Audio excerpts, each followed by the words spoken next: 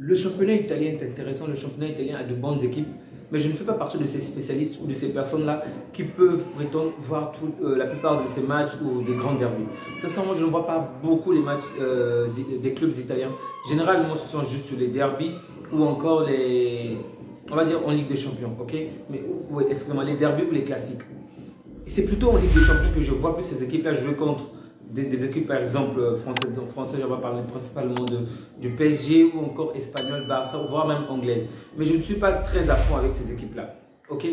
Ben, depuis un certain bout de temps, je vois un joueur qui vraiment s'écarte du lot, de très très loin. Il me fait tellement plaisir. Je parle bien sûr de Victor Osimhen. En Ligue des Champions, déjà, je fais partie des meilleurs buteurs. Et même avant cela, vous avez vu des performances qu'il a réalisées avec le Nigeria pendant la CAN. Mais ne parlons pas de cela. Par rapport au championnat italien, aujourd'hui, il est le meilleur buteur de son équipe Naples. Et son impact dans le jeu est tellement important. Rappelons que c'est un 9 mai. La manière dont il presse, la manière dont il est tellement même généreux, même avec les passes, que c'est vraiment hallucinant. Bon, malheureusement, à la conclusion, ses collègues n'arrivent pas toujours à terminer les passes, à conclure ses passes. Donc, il ne fait peut-être pas partie des meilleurs passeurs. Je crois qu'il doit être en bas de la liste, mais parmi les meilleurs buteurs, il y est. Il est le meilleur buteur pour l'instant. Donc, pour ce match de Naples exactement contre Spezia, donc ils ont battu 3 buts à 0. À vrai dire, le match n'est pas très intéressant en tant que tel. Aujourd'hui, je parle de ce match, c'est là parce que c'était un grand match ou un derby, mais plus par rapport à Victor Osimhen qui ne cesse vraiment de m'étonner. Au début, je ne voulais pas parler de lui parce qu'il y avait déjà énormément de matchs. Ok, lors des matchs de poule, je n'avais vraiment pas le temps de parler de lui. Je crois que j'ai parlé de lui une ou deux fois. Et bref, c'était vraiment en mode speed quoi.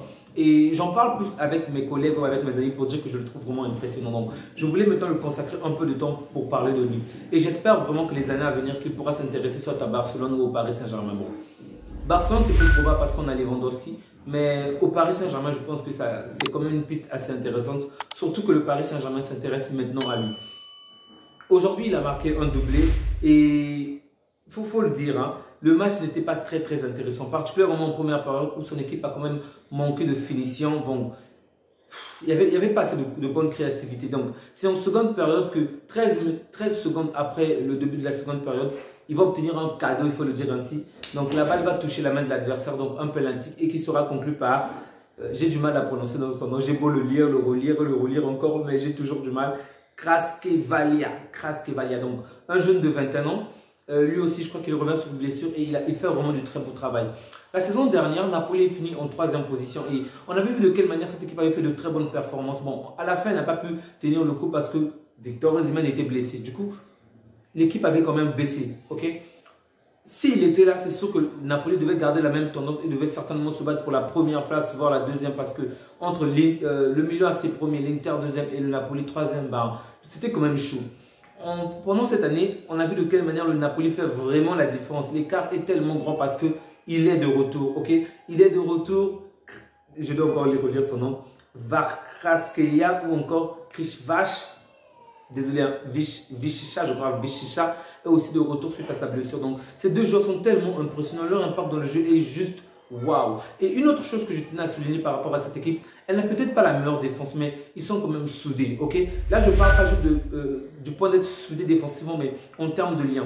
Le deuxième but de Osimhen, on voit très bien que, bon, je tiens à préciser qu'il a marqué un but qui a été rejeté, refusé. Son premier but, je crois, a été refusé parce qu'il y avait une toute petite faute sur la but de l'adversaire, du défenseur qui tirait. Donc, sur le deuxième but de Osimhen, validé, le deuxième but validé, la passe de Visha, on se rend compte que, en fait, il y a tellement d'harmonie. J'ai eu l'impression de voir Messi et Neymar, donc les gens qui se donnent tellement la passe, alors que tu peux conclure, ben, tu préfères donner la passe à ton poteau. C'est exactement la même chose. Ce Visha qui a marqué le premier but sur penalty pouvait vraiment marquer de lui-même parce que le gardien était déjà assez loin, il avait déjà dépassé le défenseur. Donc, c'était assez simple. Il suffisait qu'il mette un peu le tir de l'avant et ça rentre. Mais il a préféré faire la passe à Osimhen et Osimhen qui claque le deuxième but, 3 buts à 0. Ce n'est pas pour rien que ce Visha est le meilleur passeur en ce moment de la Serie A et Osimhen le meilleur buteur. Donc, ces deux joueurs sont vraiment en train de m'impressionner. Alors là, vraiment, d'ailleurs, qu'ils sont jeunes, je crois. Osimhen doit avoir entre 20 et 21 ans, 22 ans et Visha a 21 ans. Donc,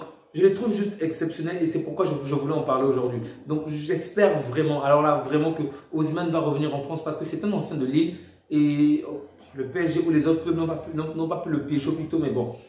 ça va.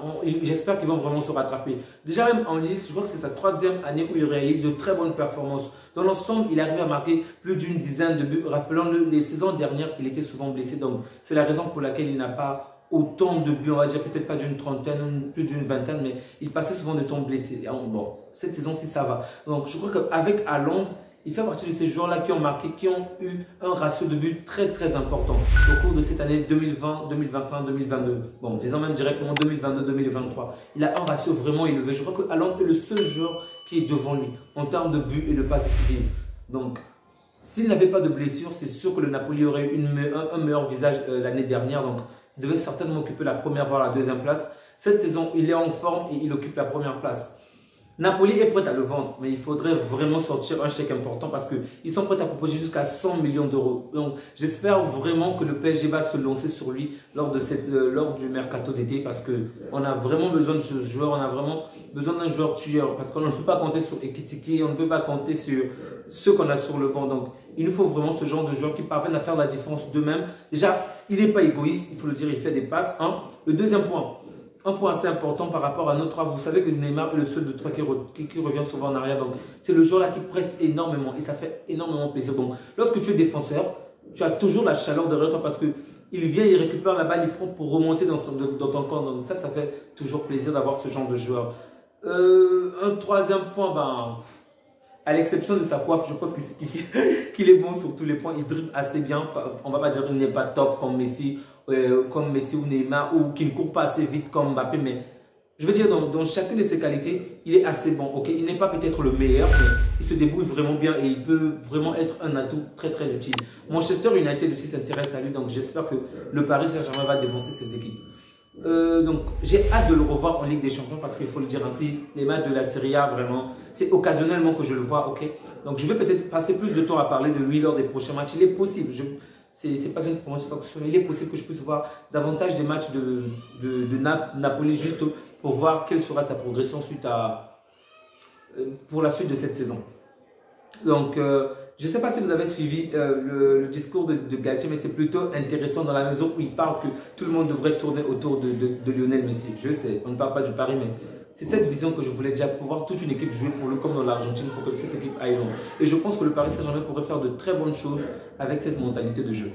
On va revenir sur Osimhen. Pourquoi j'en parle? C'est que je me dis, un joueur qui n'a pas énormément d'ego comme Osimhen, si on pourrait encore l'associer à Messi, ça ne lui poserait pas un grand problème de voir que l'équipe puisse tourner autour de Messi. Et en plus, vous connaissez comment Messi est. Faire des passes aux autres joueurs n'est pas un problème pour lui. Donc, avec un neuf qui sait se positionner, qui a un bon style de jeu, une bonne tête, qui dribble un tout petit peu bien, il pourrait vraiment nous aider.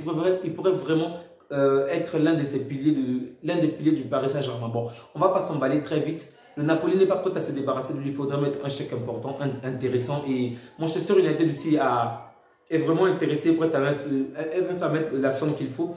Sans oublier que d'autres clubs vont s'intéresser à lui. Parce que je suis certain que lors de cette Ligue des Champions, il va au moins claquer un but contre Francfort. Donc, on reste à l'écoute, on reste vraiment connecté. On attend juste pour la suite pour voir ce que Osimhen va réaliser. Merci à vous qui likez, à vous qui vous abonnez, à vous qui suivez nos vidéos. Ça fait énormément plaisir. La chaîne ne cesse de progresser. Je le dis, je ne dirai jamais assez, mais c'est grâce à vous qu'on est ainsi, c'est grâce à vous qu'on progresse ainsi. Donc, merci à vous. Prenez bien soin de vous ainsi que de vos proches. Je vous souhaite une agréable journée. Au revoir.